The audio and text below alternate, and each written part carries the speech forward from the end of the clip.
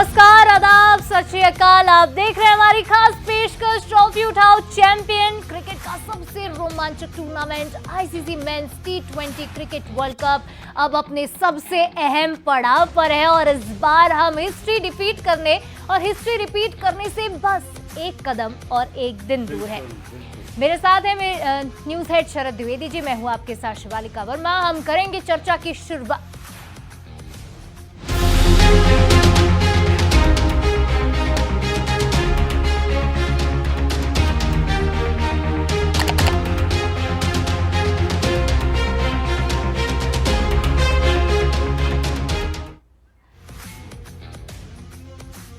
दो बड़ी टीमें, एक ट्रॉफी और सिर्फ एक आखिरी जंग। टी20 वर्ल्ड कप 2026 के फाइनल में भारत और न्यूजीलैंड आमने सामने है। मुकाबला अहमदाबाद के नरेंद्र मोदी स्टेडियम में होने जा रहा है। बेहद ही रोमांचक ये मुकाबला होगा क्योंकि रिकॉर्ड्स भारत के फेवर में है, लेकिन न्यूजीलैंड भी फॉर्म में है। पहले देखते हैं ये खास रिपोर्ट, उसके बाद करेंगे चर्चा। अहमदाबाद का नरेंद्र मोदी स्टेडियम, जहां होने जा रही है टी20 वर्ल्ड कप 2026 की सबसे बड़ी जंग। एक तरफ है टीम इंडिया जो खिताब बचाने और तीसरी बार टी20 वर्ल्ड चैंपियन बनने के इरादे से मैदान में उतरेगी, तो दूसरी तरफ है न्यूजीलैंड की टीम जो पहली बार वर्ल्ड चैंपियन बनने का सपना लेकर आई है। इस मुकाबले में सबसे दिलचस्प टक्कर देखने को मिलेगी भारत के पेसर्स और न्यूजीलैंड के एक्सप्लोसिव ओपनर्स के बीच। टीम साइफर्ट और टी20 वर्ल्ड कप में सबसे तेज शतक जड़ने वाले फिन एलन ने ओपोनेंट टीम के बॉलर्स की धज्जियां उड़ाई हैं। फिन एलन का स्ट्राइक रेट सबसे ज्यादा 203 रहा, जबकि साइफर्ट भारत के खिलाफ सबसे ज्यादा 425 रन बनाने वाले कीवी बल्लेबाजों में शामिल हैं। लेकिन टीम इंडिया के पास है जसप्रीत बुमराह और अर्शदीप सिंह, जिनकी घातक गेंदबाजी पूरे टूर्नामेंट में बल्लेबाजों को परेशान कर चुकी है। पावर प्ले में भारतीय गेंदबाजों की इकोनॉमी 7.5 रही, जो इस वर्ल्ड कप में सबसे बेहतरीन है। बुमराह ने पावर प्ले और डेथ ओवर्स में ओपोनेंट बल्लेबाजों को एक एक रन के लिए तरसा दिया। वहीं ऑलराउंडर हार्दिक पांड्या भी इस टूर्नामेंट में शानदार फॉर्म में है। हार्दिक अब तक 199 रन बना चुके हैं और 8 विकेट झटक चुके हैं। अगर पांड्या 2 और विकेट ले ले तो इस वर्ल्ड कप में 10 विकेट लेने वाले वो पहले भारतीय गेंदबाज बन जाएंगे। वहीं बल्लेबाजी में सबकी निगाहें संजू सैमसन पर होंगी, जिनकी शानदार फॉर्म ने टीम इंडिया के टाइटल डिफेंस के सपने को नई उड़ान दे दी है। हालांकि न्यूजीलैंड को उम्मीद होगी अपने तेज गेंदबाज मैट हेनरी से, जिन्होंने संजू को इसके पहले भी परेशान किया है। कैप्टन सूर्यकुमार यादव का बल्ला इस टूर्नामेंट में अभी तक पूरी तरह बोल नहीं पाया, लेकिन न्यूजीलैंड के खिलाफ उनका रिकॉर्ड शानदार रहा है। ऐसे में फाइनल में सूर्या का बल्ला चलना टीम इंडिया के लिए एक बड़ा गेम चेंजर बन सकता है। अभिषेक शर्मा के लिए भी यह टूर्नामेंट किसी बुरे सपने से कम नहीं रहा, लेकिन उनके पास एक मौका है इन कड़वी यादों को सुनहरी यादों में बदलने का।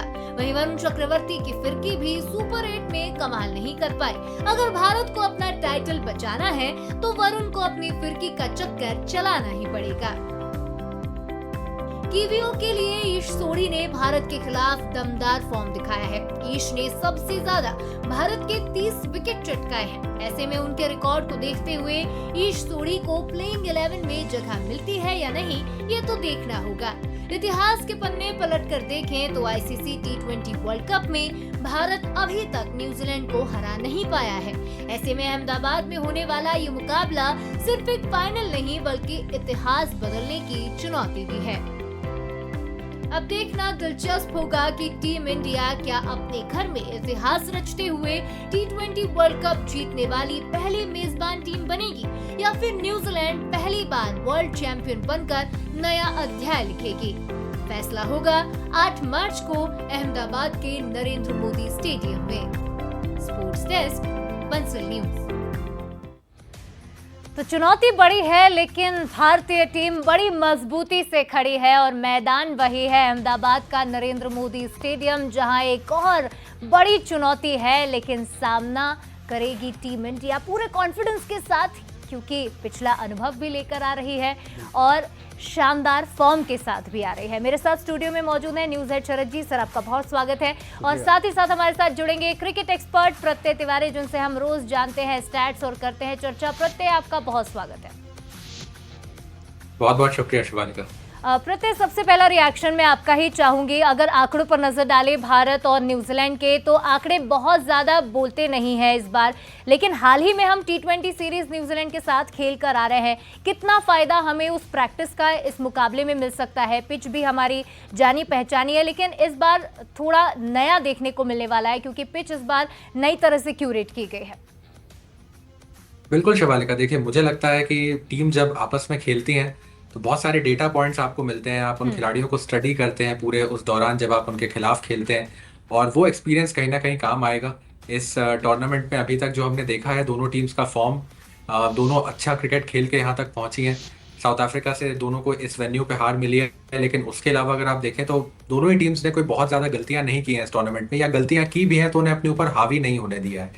अब देखिए जहाँ तक फाइनल की बात है, नॉकआउट्स है और प्रेशर भारी होगा इंडिया पर डेफिनेटली, क्योंकि वो मेज़बानी कर रहे हैं इस टूर्नामेंट की। सबकी उनसे उम्मीदें हैं कि वो जीतेंगे। लाख सवा लाख लोग वहाँ पे उनको सपोर्ट करने वाले हैं। लेकिन इसी अहमदाबाद के स्टेडियम पे 2023 के विश्व कप का वो फाइनल जो बतौर भारतीय फैन कोई भी याद नहीं रखना चाहेगा, उसका भी अनुभव है। तो कहीं ना कहीं उन जख्मों पर मरहम भी लगाने की एक अपॉर्चुनिटी है भारतीय टीम के पास। और अगर आप फॉर्म पर देखें, देखिए जो न्यूजीलैंड ने अपना सेमीफाइनल जीता, साउथ अफ्रीका को बाहर करा, वो एक ऐसी टीम मानी जा रही थी जो शायद खिताबी दावेदार थी, क्योंकि पूरा टूर्नामेंट बहुत अच्छा खेलते आए थे। और उसके बाद एक तरफा हार मिली उन्हें न्यूजीलैंड से। इंग्लैंड के खिलाफ जो भारत का प्रदर्शन था उनके सेमीफाइनल में, वो बहुत क्लोज मैच था, 7 रन से जीते महज, एक हाई स्कोरिंग गेम था। तो दोनों टीम्स जीत के साथ आ रही हैं, वो मोमेंटम है दोनों के पास में।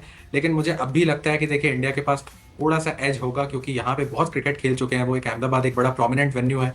अगर आप कोई भी बड़ी सीरीज देखें आज के तारीख में, तो कोई ना कोई एक मैच वहाँ पे होता ही है, टूर्नामेंट्स में हमेशा होता है। तो बहुत क्रिकेट उन्होंने यहाँ पे खेला है, परिस्थितियों से अच्छे तरीके से वाकिफ होंगे भारतीय खिलाड़ी। 1-2 दिन वहाँ पे समय भी बिताया है उन्होंने। तो मुझे लगता है ओवरऑल इंडिया के पास थोड़ा सा एज होगा। लेकिन नॉकआउट्स में देखिए आप कभी भी हल्के में चीज़ों को नहीं ले सकते, क्योंकि प्रेशर होता है। और जैसा हमने पहले भी चर्चा की शिवालिका, कि जब आप नॉकआउट्स में आते हैं, आपने पीछे कितना भी अच्छा क्यों ना किया हो, अगर आप उस दिन पे सही तरीके से टर्न अप नहीं कर पाए, तो एक झटके में आपकी सारी मेहनत काफूर हो जाती है। और वो नहीं चाहेगा भारत इतने नजदीक आकर के ट्रॉफी के। बिल्कुल शरद जी, अक्सर हमने देखा है कि जब जीत होती है, भले ही वो 1 रन से क्यों ना हो, हर कोई वो जीत याद रखता है, लेकिन अगर हार हो रही है, भले ही वो 1 रन से क्यों ना हो, लेकिन वो हार सब भूल जाते हैं कि मेहनत कितनी की थी, वो याद नहीं रहता। आखिरकार वो आउटपुट, वो नतीजा बहुत काम आता है। प्रेशर एक बहुत बड़ा मुद्दा है इस बार, क्योंकि प्रेशर बहुत ज़्यादा है। फॉर्म का भी प्रेशर है, खिलाड़ियों के जो आउट ऑफ फॉर्म चल रहे हैं उनका भी प्रेशर है। इस प्रेशर से कैसे डील करेगी टीम इंडिया इस बार? ये बहुत अहम सवाल है, बहुत ही इंपॉर्टेंट सवाल है, बल्कि मैं से कहूँगा कि ये $1 मिलियन क्वेश्चन है। क्योंकि मैंने ये देखा है कि इस सब कॉन्टिनेंट के से बाहर की टीमें, यानी भारत, बांग्लादेश, पाकिस्तान, श्रीलंका के बाहर की जो टीमें हैं, वेस्ट इंडीज़ को मैं हटा भी दूँ शिवालिका से, तो मैं ऑस्ट्रेलिया की बात करूं, मैं इंग्लैंड की बात करूं या न्यूजीलैंड के लिए, उनके लिए एक दिन होता है खेल, चाहे वो नॉकआउट क्यों ना हो, उनके लिए एक दिन होता है। वो उसमें उलझते नहीं, और ना उनके ऊपर भारत और पाकिस्तान की तरह एक प्रेशर होता है, बांग्लादेश की तरह, कि ऐसे पागल दीवाने फैंस हैं जो न जाने क्या क्या तैयारियां कर रहे हैं, चेहरा रंगा हुआ है उनका, तमाम तरीके पूजा पाठ पूरी दुनिया से वो चले आ रहे हैं। तो जैसा शोएब अख्तर ने कहा कि भारत को 150 करोड़ लोगों की एक प्रेशर से जूझना है। तो मैं सोच रहा हूं कि अब देखिए, हो सकता है कि कल वहां कौन कौन सी सेलिब्रिटी मौजूद मिले आपको नरेंद्र मोदी स्टेडियम में अहमदाबाद के, कहां से दुनिया से लोग। तो ये न्यूजीलैंड पे इतना प्रेशर नहीं है जितना प्रेशर ये हमारे ऊपर है। तो इस प्रेशर से कोप अप करना भारतीय टीम के लिए बहुत ज़रूरी है। वो इस नॉकआउट को एक फाइनल माने, अपना बेस्ट खेल खेलें। जैसा कपिल देव ने 82 में कहा था कि जब उनसे कहा पाजी क्या करे, कल तो हम फाइनल में हैं, तो उसने कहा या जस्ट आप तो चिल करो, आराम से सो, सुबह मैदान में देखेंगे क्या होगा। तो सबसे अच्छी स्ट्रैटेजी यही है कि आप चुप रहो, कल अपना बेस्ट खेल दिखाओ। कोई प्रेशर मत लो कि अभिषेक शर्मा क्या कर रहा है, या चल ही नहीं रहा है, या हमारा मिस्ट्री स्पिनर तो फेल हो गया है, अब क्या करेंगे, क्या फिर संजू सैमसन तीसरी बार नॉकआउट में क्या 80+ का स्कोर करेंगे। कोई प्रेशर लेने की जरूरत नहीं। बिल्कुल। और हाल ही में मिचेल सैंटनर जब प्रेस कॉन्फ्रेंस कर रहे थे, उनका एक बयान है वो भी मैं आपको बताना चाहूँगी। उन्होंने कहा था कि मुझे दुख नहीं होगा अगर कुछ लोगों के दिल टूट जाए हमें इस ट्रॉफी के मिलने पर। और कुछ इसी तरह का बयान हमने इंग्लैंड के कप्तान का भी देखा था, हैरी ब्रूक। बिल्कुल, हैरी ब्रूक ये बोले थे कि वानखेड़े को मैं साइलेंट कर दूंगा, वानखेड़े में आवाज नहीं आएगी। कुछ इसी तरह का कॉन्फिडेंस मिचेल सैंटनर में भी देखने को मिल रहा है। प्रत्यय, आपसे एक रिएक्शन चाहूंगी कि न्यूजीलैंड अचानक से बूस्ट हुई है, अचानक से फॉर्म में आई है। अब सवाल यह है कि उनका ये अचानक से बूस्ट हुआ फॉर्म फाइनल तक टिकेगा या फिर कहीं ना कहीं वो भी साउथ अफ्रीका की तरह प्रेशर में आकर कोई ना कोई गड़बड़ जरूर कर सकती है। ये भी कहा प्रत्यय उन्होंने कि बुमराह का दिन नहीं होगा। वो उन्होंने कहा होता है कभी कभी कोई किसी का दिन नहीं होता, तो दिन तो भैया सेंटनर साहब आपका भी नहीं हो सकता है कल। दिन पे क्या किसी का कोई जोर है क्या? जी प्रत्यय। बिल्कुल शरद जी, देखिए मुझे लगता है कहीं ना कहीं ये थोड़े से माइंड गेम्स होते हैं। जब आप इतने बड़े टूर्नामेंट के इतने बड़े फाइनल में जाते हैं तो थोड़ा सा ऑपोजिशन की गेटिंग अंडर द स्किन जिसको हम कहते हैं वो कोशिश होती है दोनों ही साइड से। और मुझे लगता है कि न्यूजीलैंड के कप्तान कहीं ना कहीं वही कोशिश कर रहे हैं कि वो थोड़ा सा रफल कर सके इंडिया में जो प्लेयर्स हैं उनको। लेकिन देखिए आप मैदान पे खेल जीतते हैं, आप मैदान के बाहर कितने भी बयान दें या कितनी भी बातें करें, गेम उस 22 यार्ड की पिच पर होना और वहां पर आपको खेल दिखाना है अपना, और वहां जो अच्छा खेल दिखाएगा अंत में जीत उसी की होगी, ये तय है। जहां तक देखिए बुमराह की बात है, बुमराह का दिन नहीं होना देखिए अपने आप में बहुत बड़ी बात है, क्योंकि ऐसा कब होता है जब उनका दिन ना हो। अगर हम पिछले बीते वर्षों में कभी भी उठा करके देख लें, मुझे लगता है वो एक ऐसे कद के खिलाड़ी हैं कि जब उनका दिन नहीं भी होता है तब भी वो शायद ऑपोजिशन के दिन होने वाले बल्लेबाज या गेंदबाज से ज्यादा कंट्रीब्यूट करके जाते हैं अपनी टीम के लिए। तो मुझे नहीं लगता कि बुमराह का कोई फॉर्म कंसर्न है या वो कभी भी कंसर्न होते हैं। बुमराह आपका इंश्योरेंस पॉलिसी है, वो आपको विकेट्स देंगे, वो रन रोकेंगे, वो नहीं भी कुछ करेंगे तो भी कुछ ना कुछ करके जाएंगे। जहां तक देखिए फॉर्म की एक और जो बड़ा इंपॉर्टेंट सवाल जहन में है, मुझे तो नहीं लगता आप ज़्यादा बेहतर इस पे और रोशनी डाल पाएंगे कि क्या अभिषेक और वरुण चक्रवर्ती को लेकर कुछ डाउट्स हैं टीम में? क्योंकि मैं ये भी देख रहा था मीडिया रिपोर्ट्स की कुलदीप का काफ़ी अच्छा ट्रैक रिकॉर्ड है न्यूजीलैंड के खिलाफ, तो कुछ ऐसी भी मीडिया की तरफ से सजेशंस थे कि कुलदीप पर विचार करना चाहिए। लेकिन मुझे लगता नहीं कि आप इस नॉकआउट राउंड में इस तरह के किसी बड़े पर हो सकता है कल इन्हीं दोनों का दिन हो। बिल्कुल बिल्कुल शरद जी, संभव है कि उनका दिन हो, अभी तक वो नहीं चले हैं। और मुझे लगता है कि हम सबसे ज्यादा चिंतित वो खुद होंगे, क्योंकि देखिए हम इन खिलाड़ियों के परफॉर्मेंस से बाहर बैठकर जब इतना अफेक्ट होते हैं तो ये खिलाड़ी जो स्वयं वहां जाकर के नहीं कर पाते परफॉर्म, उनके लिए सबसे ज्यादा कष्टप्रद होता है जब वो टीम के लिए परफॉर्म नहीं करते, क्योंकि हर एक खिलाड़ी कंट्रीब्यूट करना चाहता है। और जहां तक देखिए अभिषेक शर्मा की बात है, वरुण चक्रवर्ती की बात है, दोनों इस समय आईसीसी रैंकिंग्स में नंबर 1 पर है। किसी वजह से वो वहां पहुंचे हैं, अच्छा क्रिकेट खेल के वहां पहुंचे हैं, तो मुझे नहीं लगता उनकी काबिलियत में कोई कमी है।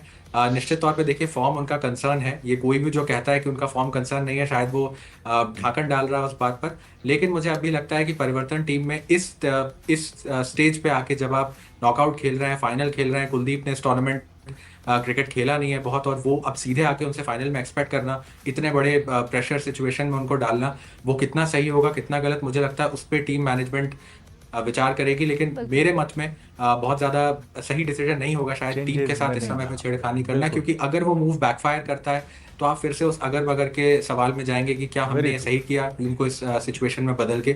तो मैं नहीं समझता कि टीम बदलाव करने के विषय की ओर देखेगी। बिल्कुल लेकिन हाँ ये जरूर है कि अगर वरुण चक्रवर्ती फॉर्म में आते हैं, अभिषेक शर्मा फॉर्म में आते हैं, तो ये टीम इस जितनी खतरनाक अभी दिख रही है उससे 2 गुना 3 गुना और ज्यादा खतरनाक बन जाएगी। बहुत बढ़िया, बिल्कुल। ये एक तरह से वो लड्डू बन चुका है जो खाने पर भी पछताएंगे, नहीं खाने पर भी पछताएंगे, क्योंकि अक्सर कहते हैं कि अगर वो कदम नहीं उठाया होता तो शायद कम गिल्ट होती है कि चलिए गलती करने से बच गए। एक नजर हम उन खिलाड़ियों पर भी डाल लेते हैं। न्यूजीलैंड बिल्कुल, इस बार न्यूजीलैंड को पछताना ही पड़ेगा, भले ही हमारे ऐसे बायलैटरली हमने कितने भी मुकाबले जीते हो, लेकिन ये सबसे ज्यादा इंपॉर्टेंट है। एक नजर उन खिलाड़ियों पर डालते हैं, भारत और न्यूजीलैंड दोनों के ही, जो आज गेम चेंजर बन सकते हैं, कल के मुकाबले में दिखा सकते हैं कि वो बड़े गेम के प्लेयर क्यों हैं। सबसे पहले हम बात उन्हीं की करेंगे जो पिछले 2 मुकाबलों से चमकते आए हैं, संजू सैमसन, जिन्होंने शानदार फॉर्म दिखाया है अपना। 4 मैचेस बस खेले शरद जी, लेकिन रन 232। कमाल का प्लेयर है, कमाल का प्लेयर है, क्या बैटिंग, एकदम फ्लॉलेस, जहां चाहे वहां स्ट्रोक खेलने की पूरी स्वतंत्रता लेकर आगे बढ़ा है। मतलब मैं कहूं कि क्या इनिंग्स है, मुझे विराट याद आ गए। बिल्कुल, सभी को उनकी याद आई है क्योंकि वैसे ही इनिंग उन्होंने खेली है और उस लिस्ट में भी अपना नाम शामिल किया है। अगले खिलाड़ी की ओर हम बढ़ेंगे शरद जी। तो जसप्रीत बुमराह हैं हमारे अगले खिलाड़ी जो हमेशा से ही गेम चेंजर बनते आए हैं। भले ही वो 1 विकेट ले, 2 विकेट ले या विकेट ना भी ले, लेकिन रन रोकने में वो हमेशा से कामयाब रहे हैं। खासतौर पर डेथ ओवर और पावर प्ले में जो रोल उनका रहा है वो खास रहा है। शिवालिका, और आज मैं इनके कोच के बारे में पढ़ रहा था, वो गुजरात से हैं, जोशी जी हैं, जितना मैं रिकॉल कर पा रहा हूँ। वो बताते थे कि बड़ा बदमाश सा था ये लड़का जी। और मैं इसको अक्सर जब भी ये लेट हो जाता था या कहीं चंग करता था तो मैं इसको पीछे खड़ा कर देता था कि नेट के पीछे पूरे दिन खड़े रहो। तो बोले फिर धीरे धीरे इसे समझ में आया और बहुत मजाक उड़ाते थे नेट के बाकी बॉलर्स कि ये इसका बॉलिंग एक्शन फाल्टी है। लेकिन देखिए आज बुमराह है। बिल्कुल, जसप्रीत बुमराह जैसा कोई है ही नहीं। और आगे बढ़ते हुए एक और खिलाड़ी की हम बात करेंगे। तो देखिए हार्दिक पांड्या है, ऑलराउंड शो उनका चल रहा है। आप बल्ला थमा दीजिए हाथ में, आप हाथ में नई गेंद थमा दीजिए, दोनों से ये भाई साहब शुरुआत से ही कमाल करते आ रहे हैं। पूरे टूर्नामेंट में 8 मैचेस खेले, 199 रन बनाए यानी 200 के करीब, और बेस्ट स्ट्राइक रेट अपना दिखाया है। साथ ही साथ विकेट्स भी लिए, 8 मैचेस और 8 विकेट्स हैं शरद जी के। और कमाल का प्लेयर है, काउबाऊ कहूंगा इसको तो मैं। अलग शैली है, बाल आप देखिए कि उन्होंने पूरे सफेद कर रखे हैं अलग तरीके से, और स्टाइल बड़ा अलग है, बहुत ही एग्रेसिव हैं। बैट से या गेंदबाजी से कमाल किया था उन्होंने। जो बुमराह को सपोर्ट किया था वो सेमीफाइनल में कमाल था। और फील्डिंग में भी लगातार कमाल दिखाते हैं हार्दिक पांड्या के। कैचेस, वो जो उनका no look catch, no look batting, no look bowling जो अक्सर ट्रेंड करता है सोशल मीडिया पर। लेकिन एक और नाम है जो शायद चर्चा से कभी कभी छूट जाता है, वो ईशान किशन का। इन्हें मैं शुरुआत से ही छोटा पैकेट बड़ा धमाका बोलती हूँ क्योंकि छोटे से दिखाई देते हैं लेकिन हैं बेहद आक्रामक जब मैदान पर उतरते हैं। 8 मैचेस इन्होंने भी खेले हैं, 263 रन अब तक बना चुके हैं, अपने अकाउंट में डाल चुके हैं। और बेस्ट इनका रहा पाकिस्तान के खिलाफ 77, 50s इनकी हो चुके हैं अब तक पूरे टूर्नामेंट में 2। तो इनका बल्ला कब चलेगा ये भी कोई भरोसा नहीं है। भरोसा नहीं, ये कब आक्रामक नजर है। इक्वली ये संजू सैमसन और अभिषेक शर्मा का बिल्कुल एक बढ़िया रिफाइंड एडिशन है। बिल्कुल है। और एक खिलाड़ी जिसके बारे में हम पहले भी बात कर रहे थे, भले ही अभी आउट ऑफ फॉर्म चल रहा हो, वो है वरुण चक्रवर्ती। लेकिन वरुण चक्रवर्ती का अगर कल दिन निकला तो न्यूजीलैंड का दिन पक्का ढलने वाला है। 8 मैचेस उन्होंने खेले, 13 विकेट्स लिए। इनकी गाड़ी जो थमी है शरद जी, वो थमी है सुपर 8 से, वरना ग्रुप स्टेज में इनका शानदार परफॉर्मेंस रहा है। इनकी इकोनॉमी आप देखिए, ये अभी अभी हाल ही में सुपर 8 और सेमीफाइनल में इतनी बढ़ी है, वरना ये 6-7 से ज्यादा में कभी नहीं जाते। देखिए अब देखते इतनी सारी टेक्नोलॉजी अवेलेबल है शिवालिका की, जो बहुत ही ज़बरदस्त प्लेयर होते हैं। पता नहीं बुमराह का तोड़ क्यों नहीं ढूंढ पाई ये टीम्स जो हैं, न्यूजीलैंड, ऑस्ट्रेलिया और वेस्ट इंडीज़। नहीं तो अब मुझे लगता है वरुण चक्रवर्ती पे बहुत काम किया। बिल्कुल। उनका एक्शन, उनकी स्टाइल, और यही वजह है कि शायद अब तक, लेकिन मुझे लगता है कि अब हमारे कोच भी काम कर रहे होंगे और कल का दिन हो सकता है जैसा आप कह रही हैं, प्रत्यय कह रहे हैं कि वरुण चक्रवर्ती और अभिषेक शर्मा का दिन हो। बिल्कुल। प्रत्यय आपसे एक रिएक्शन लेना चाहूंगी। ये जो खिलाड़ी जिनके नाम हमने दिखाए, उनके रिकॉर्ड्स हमने दिखाए, आज इनमें कौन एक्स फैक्टर आपको लग रहा है कि ये कल अहमदाबाद के पिच पर एक एक्स फैक्टर बनके निश्चित तौर पर उभरेगा न्यूजीलैंड के खिलाफ? देखिए मुझे लगता है हार्दिक पांड्या का रोल डेफिनेटली बहुत इंपॉर्टेंट होगा। उन्होंने बहुत क्रिकेट खेली है इस मैदान पर, एक तरीके से उनका होम ग्राउंड है। गुजरात टाइटंस को यहाँ पे टाइटल जिता चुके हैं, वो आईपीएल बहुत खेलते हैं। तो मुझे लगता है सेकंड्स के लिए रोक रहा हूं आपको, सूर्य कुमार यादव को आप सुन रहे थे। समय की कमी हमारे पास, इसलिए एक नजर हम न्यूजीलैंड के प्लेयर्स का जरा व्यू जरूर ले लीजिए कि कौन धमाका कर सकता है और किसको रोकना होगा। बिल्कुल। देखिए न्यूजीलैंड के खिलाड़ी अब तो प्रत्यय बेहतर तरीके से ही जानते हैं। मैट हेनरी हमारे सामने एक बड़ी चुनौती बन सकते हैं। टीम साइफर्ट और फिन एलन का जो फॉर्म हमने पिछले मैच में देखा, वो निश्चित तौर पर डराने वाला था। और अब पूरी जिम्मेदारी हमारे पेसर्स पे होगी कि उन्हें पावर प्ले के अंदर ही वापस पवेलियन भेज दे। कौन सा खिलाड़ी आपको न्यूजीलैंड में ऐसा दिखाई दे रहा है कि कल एक मुसीबत हमारे लिए बन सकता है? बिल्कुल शिवालिका, इसमें कोई दो राय नहीं है कि उनके ओपनर्स सबसे ज्यादा अहम रोल निभाते आए हैं इस पूरे टूर्नामेंट में। और उनका अगर आप स्कोरिंग पैटर्न उठा करके देखेंगे, करीब करीब आधे रन जो न्यूजीलैंड ने इस टूर्नामेंट में बनाए हैं वो फिन एलन और टिम साइफर्ट के बल्ले से ही निकले हैं। तो अगर आप इन्हें सस्ते में चलता कर देते हैं तो मुझे लगता है कि उनका जो मिडिल ऑर्डर है वो उसमें उतना फॉर्म नहीं है। Rachin Ravindra, Daryl Mitchell, mark Chapman players बहुत अच्छे हैं, लेकिन उतना ज्यादा उन्होंने फॉर्म दिखाया नहीं है, उतना ज्यादा कॉन्ट्रीब्यूट नहीं किया है। तो अगर ओपनर्स जल्दी आउट होते हैं तो निश्चित तौर पर मुझे लगता है कि भारत के लिए उससे अच्छा कोई और ओपनिंग नहीं होगी। पेसर्स में देखिए उनके पास मैट हेनरी की क्वालिटी है, लॉकी फर्ग्यूसन है, और उन सब ने भारतीय बल्लेबाजों को पहले चुनौती दी है। लेकिन मुझे लगता है देखिए जितने भी बल्लेबाज हैं भारत के, वो कमर कस के आएंगे, क्योंकि वो बहुत लंबे समय से, अगर आप इस टूर्नामेंट में देखें शिवालिका, तो भारत एक नॉकआउट टेरिटरी में है।